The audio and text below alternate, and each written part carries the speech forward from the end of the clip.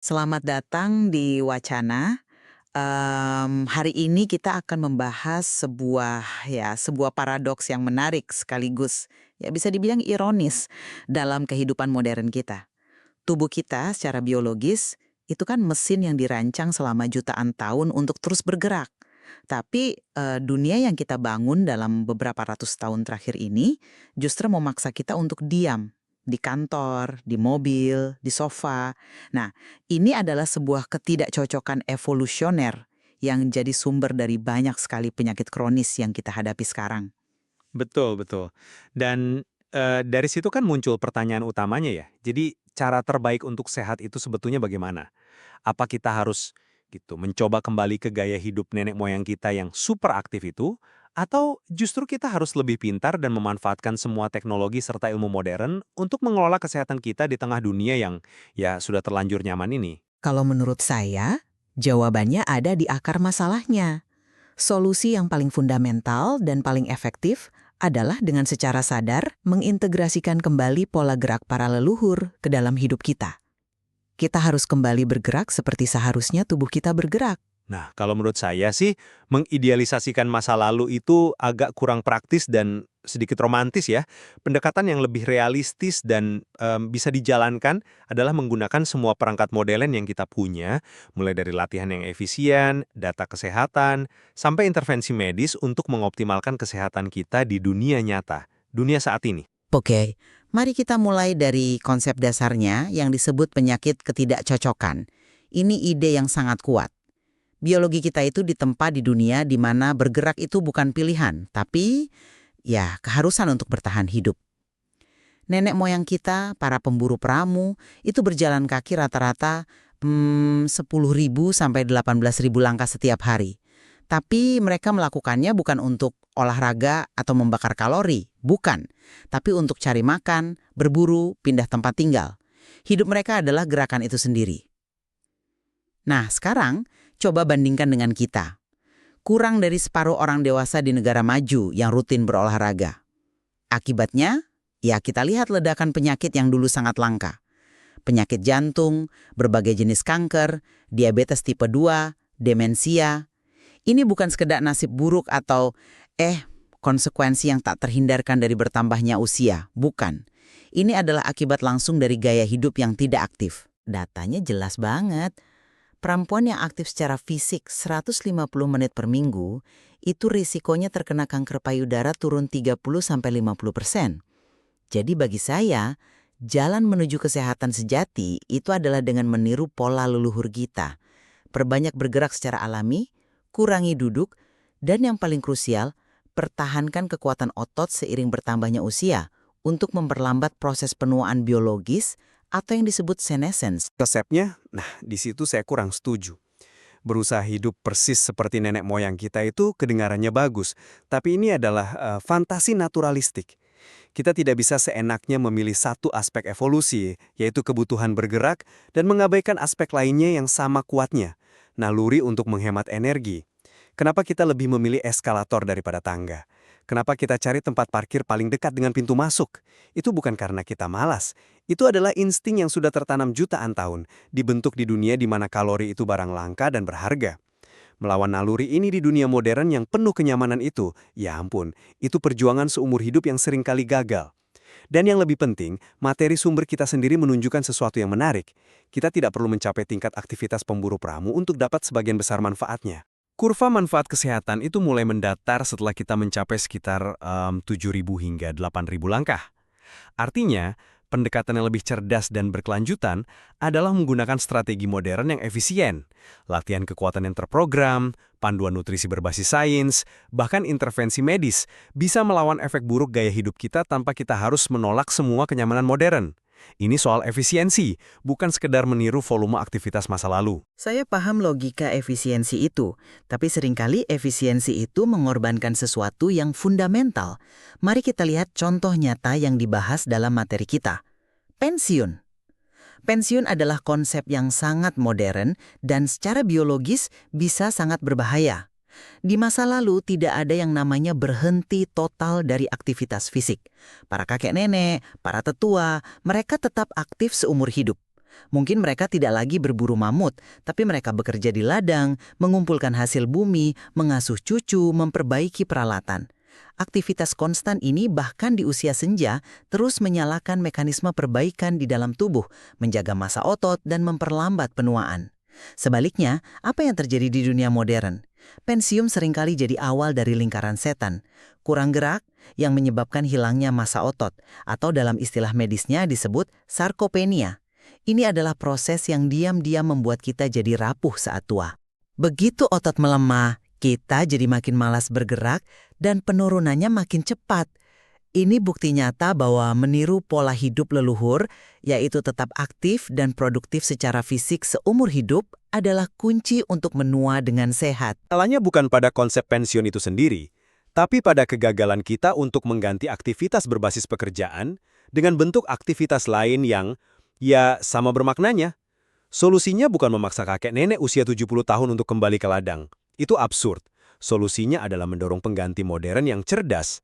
Kita bicara soal keanggotaan gimnasium yang disubsidi untuk lansia, kelas kebugaran terstruktur seperti yoga atau tai chi, klub jalan kaki di lingkungan sekitar, atau bahkan kegiatan sosial seperti berkebun bersama. Saya setuju, pensiun bisa jadi lingkaran setan kalau yang dilakukan hanya duduk nonton TV. Tapi kalau kita lihat akar masalahnya, ini bukan soal berhenti kerja kan? Ini soal berhenti bergerak. Jadi solusinya bukan menolak pensiun, tapi justru merencanakan transisi cerdas untuk memastikan gerakan itu tetap ada. Kita bisa mendapatkan manfaat biologis yang sama tanpa harus meniru struktur sosial masa lalu secara membabi buta. Tapi bukankah itu hanya seperti menambal lubang? Dengan sekedar mengganti satu bentuk latihan dengan yang lain di gym, kita kehilangan esensi dari gerakan yang terintegrasi dalam kehidupan sehari-hari. Dan ini membawa saya ke poin berikutnya. Obsesi modern terhadap olahraga untuk menurunkan berat badan itu benar-benar keliru. Materi kita menjelaskan dengan sangat baik, olahraga itu sebenarnya sangat tidak efisien untuk menurunkan berat badan dalam jumlah besar. Anda harus lari belasan kilometer hanya untuk membakar kalori dari sebungkus kentang goreng dan minuman soda. Orang seringkali kecewa karena sudah berolahraga tapi berat badan tidak turun. Lalu mereka berhenti. Padahal, tujuan evolusioner dari aktivitas fisik itu bukan untuk membentuk tubuh, tapi untuk mencegah penyakit. Gerakan yang konsisten itu seperti menyalakan sistem pemeliharaan dan perbaikan di seluruh tubuh kita. Evolusioner kita, bukan demi angka di timbangan. Nah, argumen Anda itu justru memperkuat posisi saya. Kalau tujuan utamanya adalah pencegahan penyakit secara efisien, maka kita harus menggunakan metode yang paling efisien yang kita tahu.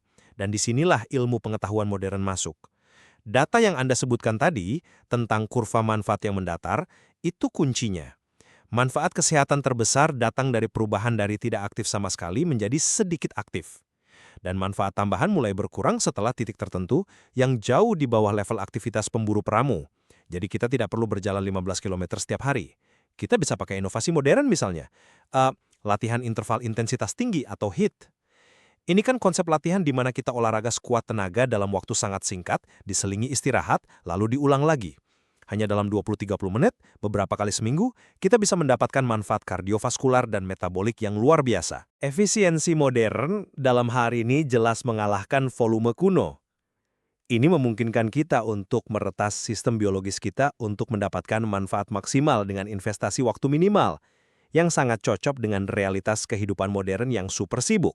Saya agak khawatir dengan logika peretasan itu. Kedengarannya canggih, tapi seringkali itu cuma jalan pintas yang justru membuat kita lupa akar masalahnya. Mari kita lihat contoh paling konkret dari materi kita. Plantar fasciitis. Ini kan nyeri tumit yang sangat umum, banyak orang mengalaminya. Apa penyebabnya? Sepatu modern. Sepatu yang empuk, suportif, yang kita anggap sebagai sebuah kemajuan teknologi, sebenarnya justru melemahkan puluhan otot kecil di telapak kaki kita. Kelemahan inilah akar dari masalahnya. Lalu apa solusi modern yang biasa diberikan? Ahli penyakit kaki akan memberikan insole atau sol ortopedi. Tapi kalau kita pikir-pikir, apa itu insole? Itu hanyalah penopang, sebuah crux. Dia menangani gejala nyeri, tapi tidak melakukan apa-apa untuk memperkuat kaki yang lemah itu. Dan ini metafora yang sempurna untuk krisis kesehatan kita kan? Sepatu modern itu seperti orang tua yang terlalu protektif. Kelihatannya membantu, tapi justru membuat otot-otot kaki kita jadi lemah dan manja. Kita terus-menerus menciptakan penopang untuk menutupi masalah, padahal solusi yang sesungguhnya yang sejalan dengan warisan leluhur kita adalah memperkuat kaki itu sendiri. Misalnya dengan lebih sering berjalan tanpa alas kaki di permukaan yang aman atau memakai sepatu minimalis. Tunggu dulu. Tapi kan ini tidak praktis. Mari kita realistis sejenak. Ketika seorang pasien datang ke dokter dengan nyeri plantar fasciitis yang hebat, sampai-sampai dia hampir tidak bisa berjalan dari tempat tidur ke kamar mandi, apakah jawaban yang tepat adalah pulang sana, lepas sepatumu, dan mulailah berjalan tanpa alas kaki di taman? Tentu tidak. Mereka akan sangat kesakitan. Memberikan insol untuk sementara waktu adalah langkah pertama yang logis dan diperlukan untuk meredakan nyeri saat ini dan memungkinkan mereka fungsi kembali. Menangani gejala adalah prasyarat untuk bisa menangani akar masalah. Saya setuju bahwa solusi jangka panjangnya adalah penguatan, tapi Anda tidak bisa memulai latihan penguatan pada kaki yang sedang meradang parah. Ini bukan pilihan salah satu antara modern atau kuno. Ini adalah soal integrasi yang cerdas. Kita harus pakai pengobatan modern untuk mengatasi masalah akut, untuk, memadamkan api. Setelah itu, baru kita gunakan pengetahuan tentang masa lalu evolusioner kita untuk memandu kebiasaan preventif jangka panjang. Pragmatisme harus mengalahkan purisme di sini. Kita tidak bisa menyuruh orang yang tinggal di kota untuk berjalan tanpa alas kaki di atas aspal dan pecahan kaca. Tentu, saya tidak menyarankan itu secara ekstrim. Poinnya adalah tentang prinsip dasarnya. Pendekatan modern seringkali berhenti pada penanganan gejala. Insol itu menjadi solusi permanen, bukan jembatan sementara. Hal yang sama terjadi pada obat-obatan untuk tekanan darah tinggi atau kolesterol. Obat itu penting, tapi seringkali itu membuat kita lupa bahwa akar masalahnya adalah gaya hidup, dan kita berhenti berusaha memperbaiki akarnya karena gejalanya sudah teratasi. Dengan meniru pola leluhur, kita dipaksa untuk fokus pada penyebabnya. Kurangnya gerakan, kelemahan otot, postur yang buruk, ini adalah pendekatan yang lebih sulit saya akui, tapi pada akhirnya lebih berkelanjutan. Saya setuju bahwa kita tidak boleh berhenti di gejala. Tapi lagi-lagi, ini soal bagaimana. Sangat mudah untuk berkata, bergeraklah lebih banyak. Tapi kenyataannya, lingkungan kita secara aktif melawan itu. Kantor dirancang untuk duduk. Kota dirancang untuk mobil. Melawan semua itu hanya dengan niat baik sangatlah sulit. Disinilah pendekatan modern unggul. Kita bisa menjadwalkan sesi gym 3 kali seminggu. Kita bisa menggunakan aplikasi untuk melacak langkah kita dan memotivasi diri. Kita bisa ikut kelas high IT online dari rumah. Ini adalah alat-alat yang membantu kita menyisipkan gerakan ke dalam dunia yang tidak lagi menuntutnya. Ini adalah cara beradaptasi yang realistis. Mengatakan pada orang untuk mengintegrasikan gerakan secara alami itu terdengar indah, tapi bagi seorang akuntan yang bekerja 10 jam sehari di depan komputer, apa artinya itu secara praktis? Fisik yang konsisten, bervariasi dan terintegrasi sepanjang hari. Bukan dalam ledakan-ledakan singkat dan intens di gym atau dengan ditopang oleh berbagai alat bantu ortopedi. Meskipun ini sangat menantang di dunia modern, menyelaraskan gaya hidup kita agar lebih dekat dengan pola leluhur kita dengan memprioritaskan jalan kaki, berdiri, jongkok, mengangkat barang adalah jalan paling fundamental dan efektif menuju kesehatan jangka panjang dan memperlambat penuaan. Ini tentang mengatasi penyebabnya, bukan hanya mengelola gejalanya secara terus-menerus. Bagaimana cara melakukannya harus berakar kuat di masa kini. Meromantisasi masa lalu dan mencoba menirunya secara membabi buta itu menurut saya kurang efektif dibandingkan menggunakan ilmu pengetahuan modern, protokol latihan yang efisien, dan dukungan medis secara pragmatis. Kita harus membangun kebiasaan kesehatan yang berkelanjutan dalam realitas kehidupan modern kita, bukan dalam fantasi kehidupan masa lalu. Kita harus bekerja dengan, bukan melawan, realitas dunia modern dan naluri manusia kita yang sangat kuat untuk mencari kenyamanan. Pada akhirnya, kita berdua sampai pada kesimpulan yang sama. Pentingnya aktivitas fisik itu tidak bisa ditawar-tawar. Pesan utamanya adalah kita harus lebih banyak bergerak. Perdebatannya bukan tentang apakah kita harus aktif, tapi tentang bagaimana cara terbaik untuk mengintegrasikan kebutuhan biologis kuno ini ke dalam dunia modern yang sama sekali tidak lagi menuntutnya dari kita. Apakah dengan mencoba membangun kembali jembatan ke masa lalu, atau dengan membangun perangkat baru di masa kini? Tepat sekali. Dan materi ini meninggalkan satu pertanyaan besar yang belum terjawab, yang mungkin jadi tantangan terbesar dari semuanya. Bagaimana kita menemukan motivasi? bagaimana kita, sebagai individu dan masyarakat, bisa secara konsisten mengatasi naluri bawaan kita yang begitu kuat untuk mencari kenyamanan dan kemudahan, padahal kita tahu, justru naluri itulah yang pada akhirnya merusak kesehatan kita dalam jangka panjang. Itu mungkin wacana untuk lain waktu.